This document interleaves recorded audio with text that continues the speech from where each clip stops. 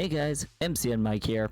Tactics games are something I don't really play very often, having only played games like Pokemon Conquest and the demo for Project Triangle Strategy. I've wanted to delve into tactics games for a while, but never really found one that jumped out at me. That all changed on May 25th, where a demo dropped for the newest entry in the Disgaea series, Disgaea 6, Defiance of Destiny. Without skipping a beat, I downloaded that demo and booted it up right away. A few hours later, I was hooked before I knew it. For those who don't know, Disgaea is a tactics RPG series developed by Nippon Ichi Software. The series started in 2003 with Disgaea Hour of Darkness on the PlayStation 2, and has expanded a ton in the nearly 20 years since, spawning multiple sequels and even a few spin-offs.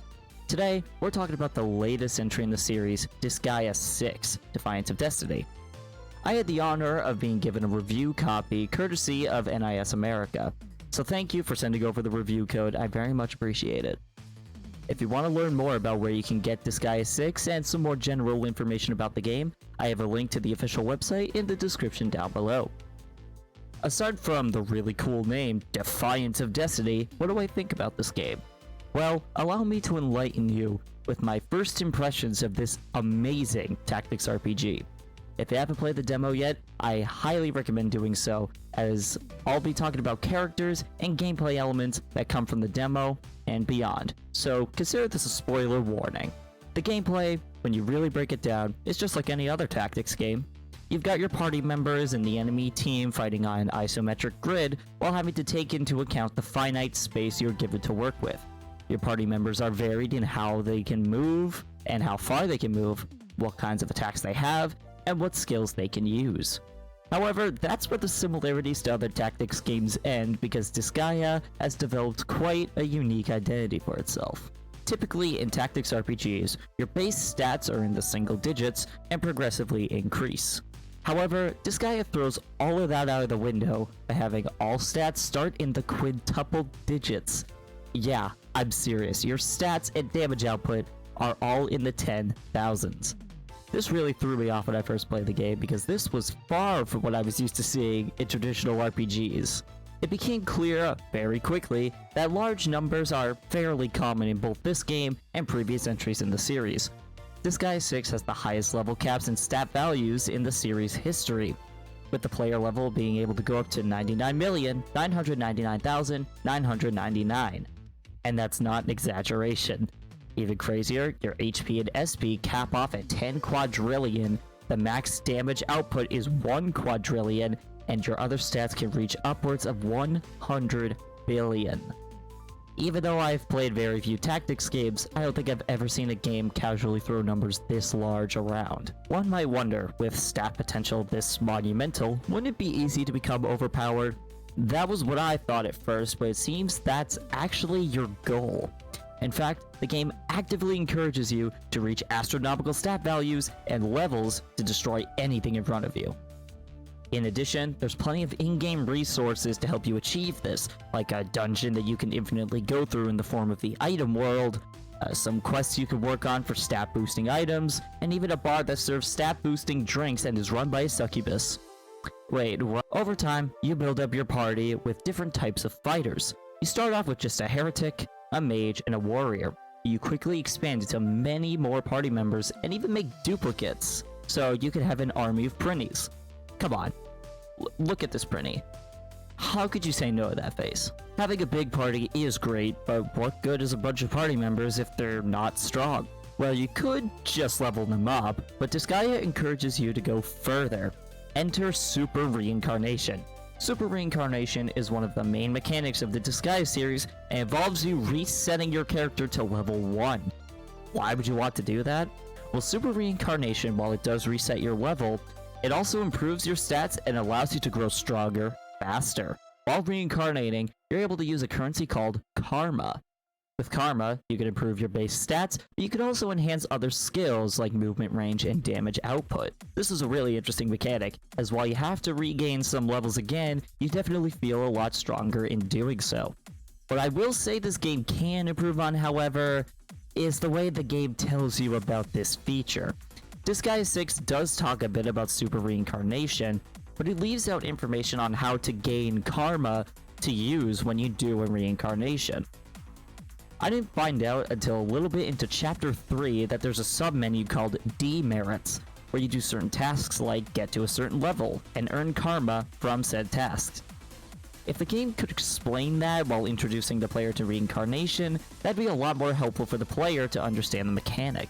Reincarnation is a neat feature, as it's both important to the gameplay as well as the characters and story.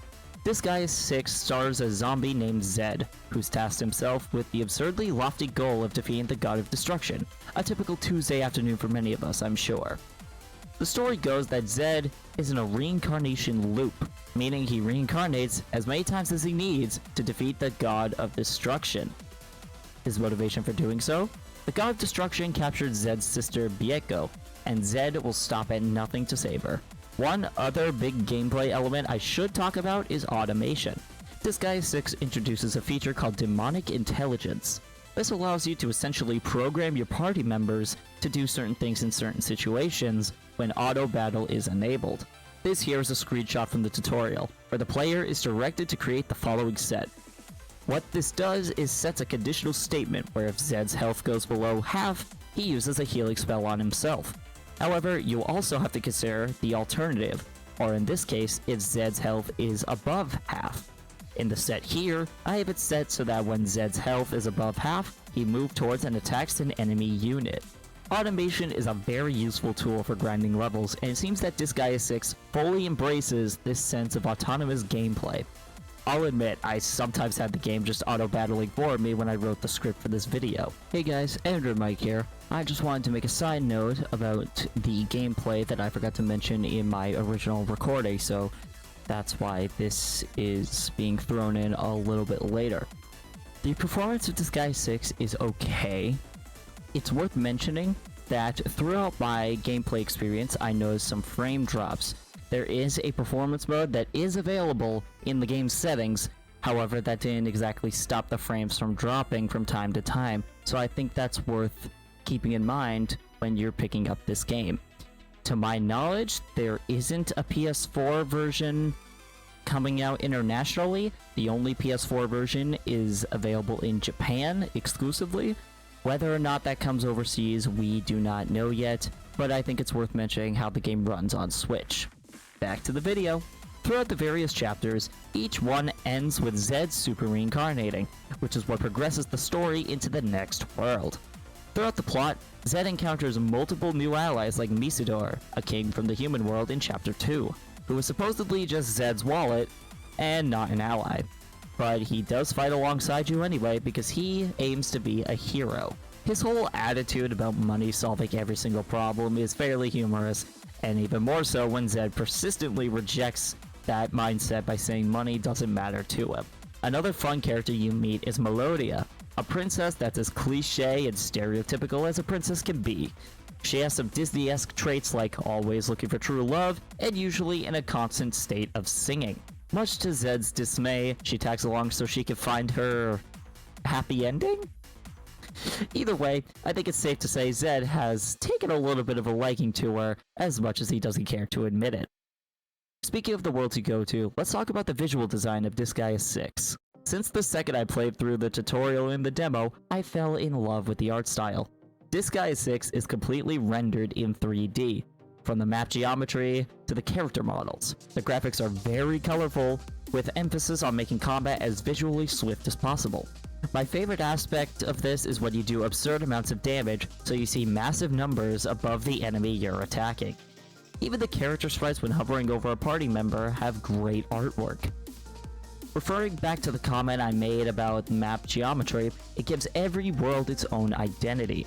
Even though you're moving on a grid, there's still structures present that further enhance the immersion that you're truly fighting in, say, a kingdom like in Chapter 2.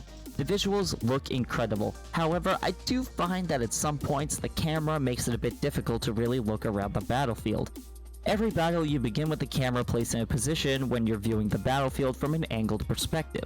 That is cool and all, but it does make it a bit strange to move around in, as sometimes I'll be using the D-pad and hitting a direction, but because of the shifted camera perspective, it moves in a different direction than I expected. It may be a minor thing for other players, but I found it a bit tedious to have to change the camera every single battle. If the camera didn't reset every single battle, this probably wouldn't annoy me as much as it did, but there isn't really a way to set defaults for the camera's position. Going into the character designs, they are certainly varied. The main character is a zombie, which is already a neat start, but you quickly discover many kinds of characters in both party members and NPCs. You have fairly standard warrior type classes, but over the time you'll get party members like a Prism Ranger, who is obviously a reference to the Power Rangers. Of course, some characters have more risque designs, for a lack of a better term, but Disgaea throws a fun spin on those kinds of characters. I mentioned before that there's a juice bar run by a succubus. That's fun in and of itself, but they go the extra mile with the dialogue to make it either really faithful to the character, or really strange and lewd, depending on how you feel about these kinds of characters. They even make fun of the concept of a character being thousands of years old while looking like a young child, as the party member you get in Chapter 4 is quite literally that, a 10,000-year-old witch that is turned into a magical girl. When you talk to her, she's always in a panic about her appearance, even questioning the short skirt that she wears. I find this to be great comic relief, as it pokes fun at what I can only describe as a trope commonly found in anime. I decided to make this a first impressions video, as I didn't have too much time to play through the entire story. However, what I will say about the plot is that it's interesting how you travel to multiple different worlds, transitioning to the next one after attempting to fight the god of destruction. Disgaea 6, if you ask me, doesn't need a massive narrative to support the gameplay, so the relatively simple nature of the story suits the game very well. Now, let's circle back to the million-dollar question. Is this game worth buying? I'd say absolutely. Before the Disgaea 6 demo dropped, I knew next to nothing about this game or the series. However, now that I've had time to experience the extent of Disgaea 6's gameplay, I'd say it's a great game to play if you want to get into the series. For experienced players, I see no reason not to jump on this as well, although you probably know that better than I do. With the upgrades made to maximum stat values, as well as new ways to automate your way to the top, I can see experienced players really enjoying their time with this game, making all kinds of combinations in the demonic intelligence feature, and truly making themselves overpowered. If this video has sold you on Disgaea 6, feel free to make your way to the description down below where I have a link to the website for the game so you can order. I hope you're ready to make your way to the Netherworlds when Disgaea 6 Defiance of Destiny releases June 29th in North America and Europe exclusively on Nintendo Switch. Once again, a sincere thank you to NIS America for sending a review code over. If you enjoyed this video, I highly recommend subscribing so you don't miss stream VODs and other gaming content from me. If you want to talk about Disgaea 6 and other things gaming, join me on my Twitch channel in the description below, where I stream Wednesdays and Fridays at 9:30 PM Eastern Standard Time. Thanks for watching. Now if you excuse me, I have to grind a few thousand more levels.